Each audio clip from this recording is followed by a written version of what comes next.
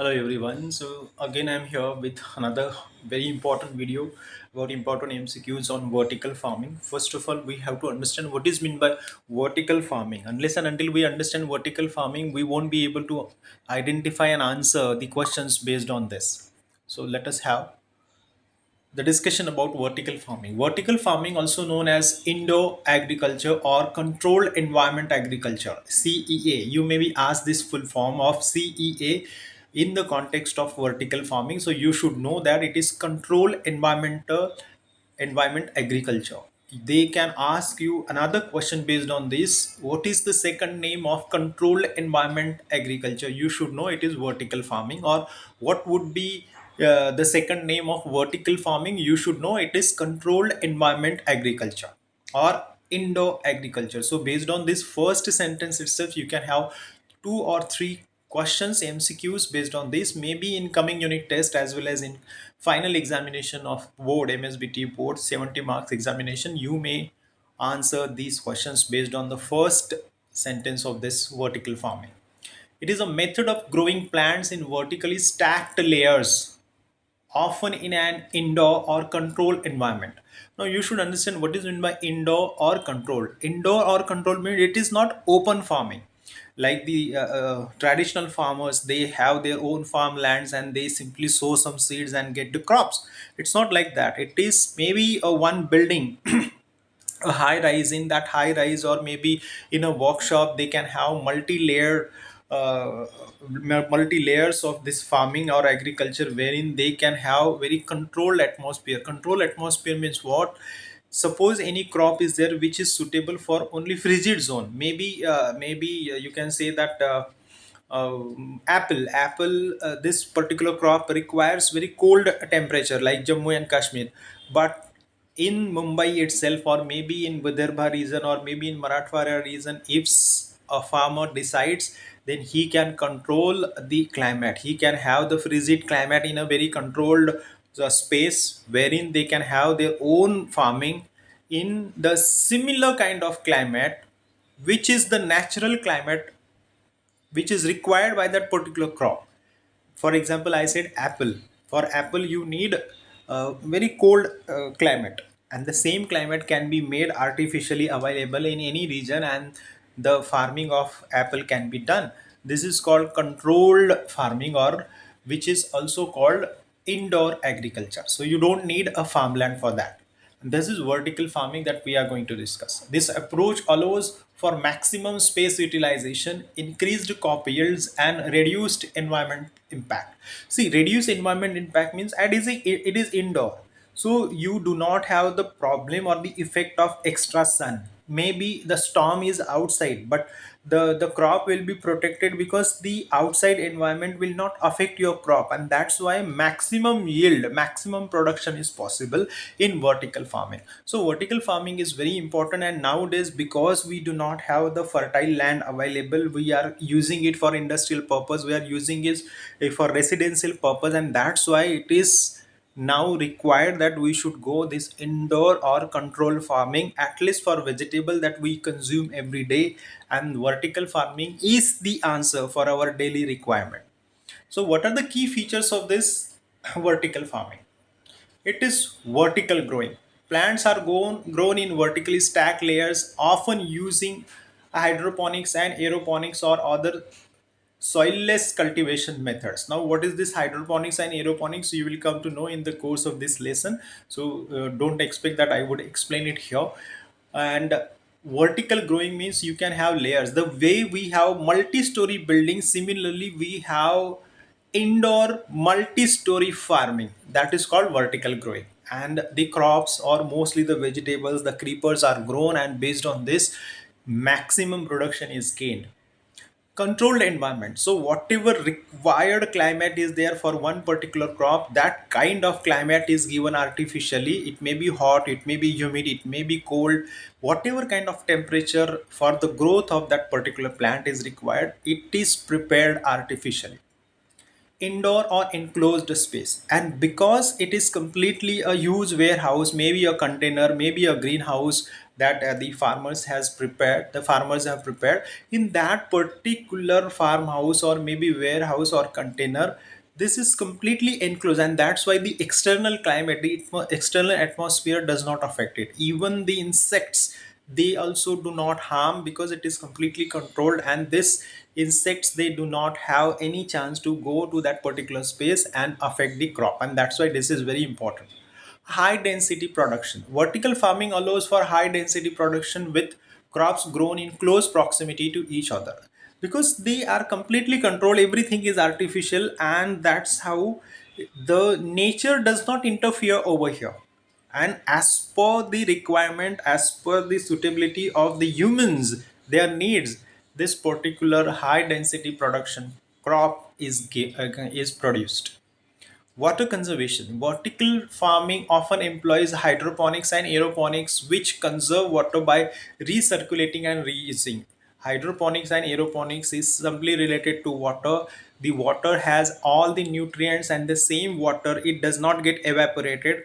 Once the nutrients are absorbed by the crop, the same water can be recycled and can be reused. The same nutrients can be mixed again in the water, and the same water and the nutrients from the water can be consumed by the crops. Once the production is over, the same water can be recycled and the same water can be reused, and that's why water is also saved in vertical farming. I hope the things are getting clear to you.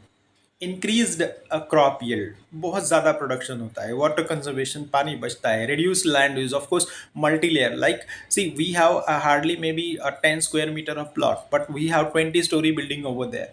अगर वही 20 storey building के जितने भी घर हमने बनाए 40-50, अगर वो हम लोग एक एक स्टोरी बनाएंगे तो obviously it will consume lot of land. But because of it is multi-story building, the land is saved. Similarly, this is also vertical farming that saves the soil or the land.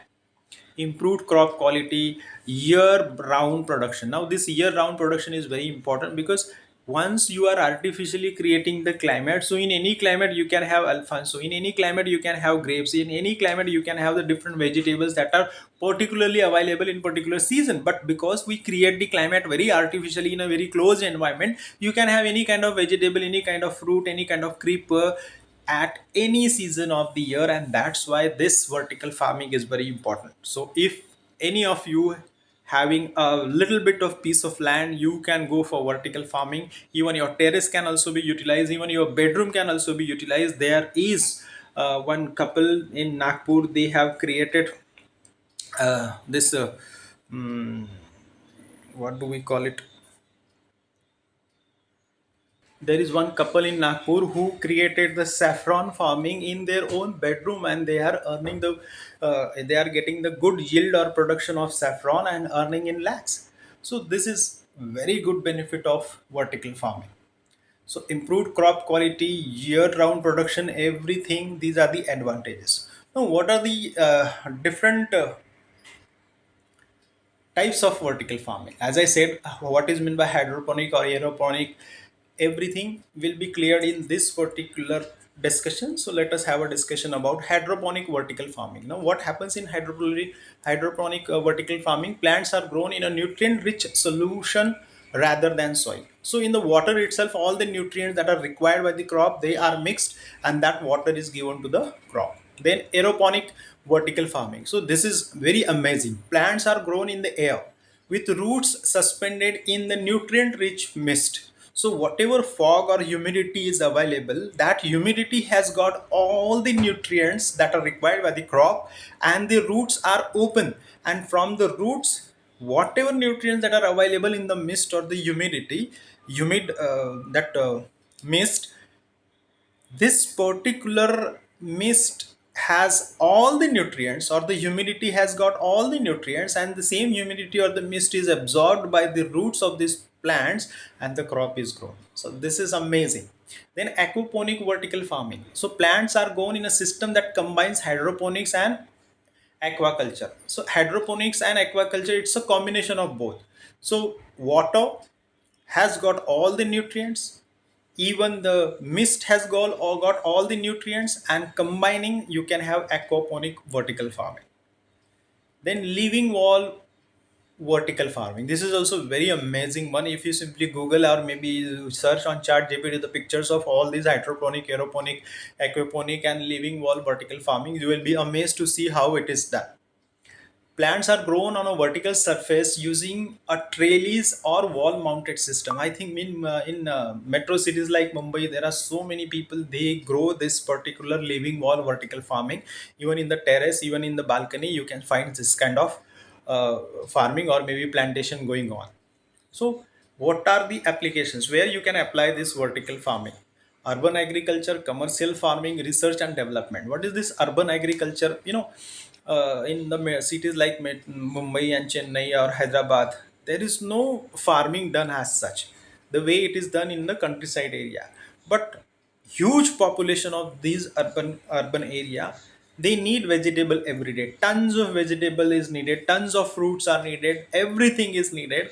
And so how to grow it? Because to go to that countryside area and get it, buy it and transport it, it is hugely time consuming and expensive. So better if we can have a very controlled vertical farming very near to the city, metro city, that will be very much beneficial.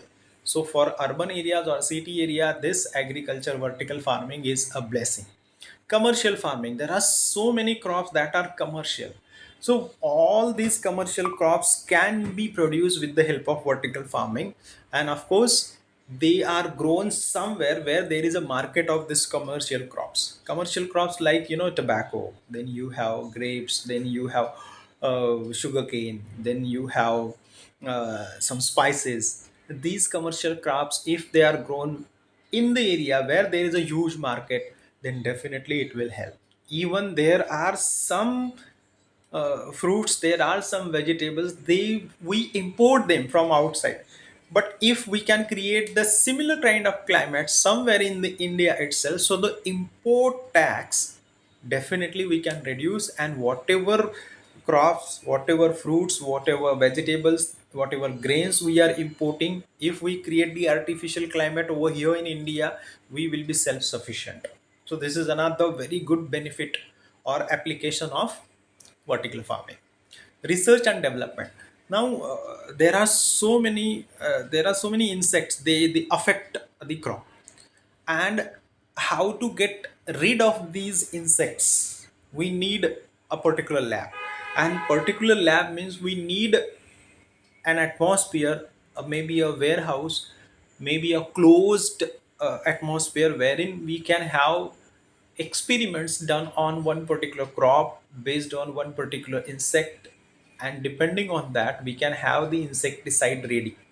So for research and development also, besides that, our population is growing day by day, and this population needs food, huge quantity of food. And our farm, they do not have that much of capacity to produce that much of grain or production. And for that also we need research and development, so that we can produce very hybrid kind of crop or vegetable or grain that will give us maximum yield or production. So this is wonderful vertical farming. Actually, I also got interested in this vertical farming because this is something interesting. And if you want to start any kind of business of yours, and if you have little bit of land, you can think about vertical farming. If even if you own a huge bungalow, or if you have maybe a plot which is simply vacant, you can definitely try this vertical farming. That will definitely give you a good vegetable within the premises, and you can enjoy the pesticide free or insecticide free vegetable. So let us talk about the MCQs. What is vertical farming? Options: a traditional method of farming where crops are grown in open field, a method of farming that uses layers of crops grown in stacked systems, a method of farming that only uses soil to grow plants, a farming method that involves farming on large flat land. Answer: a method of farming that uses layers of crops grown in stacked systems. Next question: which of the following is a key benefit of vertical farming? Options: it requires large amount of land and resources. It eliminates the need for water usage. it reduces the distance between the farm and the consumer, leading to fresher produce. It is mostly used for livestock farming. Answer: it reduces the distance between the farm and the consumer, leading to fresher produce. Which technology is commonly used in vertical farming to optimize plant growth? Options: solar panels, hydroponics and aeroponics, turbines, fossil fuel based heating systems. Answer: hydroponics and aeroponics. What is a primary advantage of hydroponics in vertical farming? It uses large amount of land. It requires no soil, reducing the need of arable land. It increases water usage significantly. It reduces the quality of the produce.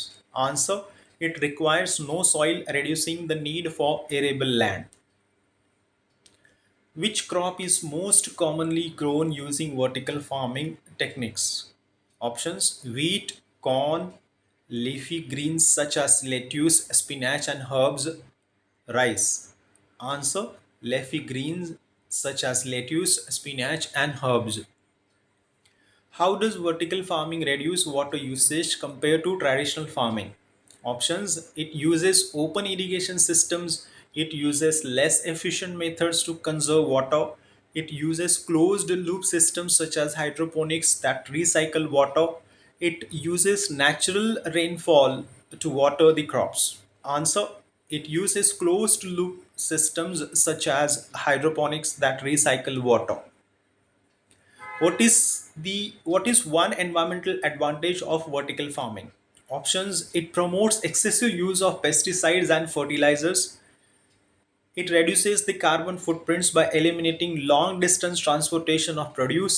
It requires vast amount of land, leading to deforestation. It increases pollution by using fossil fuels for energy.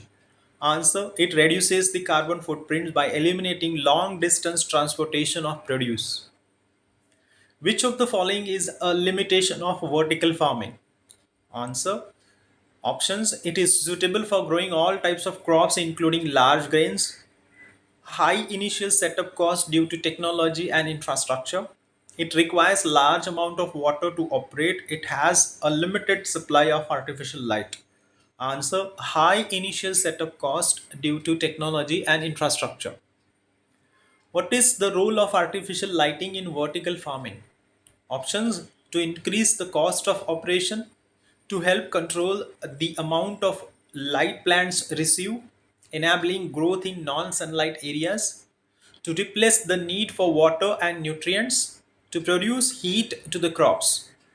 Answer: to help control the amount of light plants receive, enabling growth in non sunlight areas.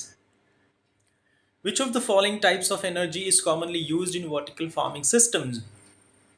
Options: geothermal energy, solar energy, nuclear energy, coal related energy. Answer: solar energy. Which of the following best describes aeroponics, a technique used in vertical farming?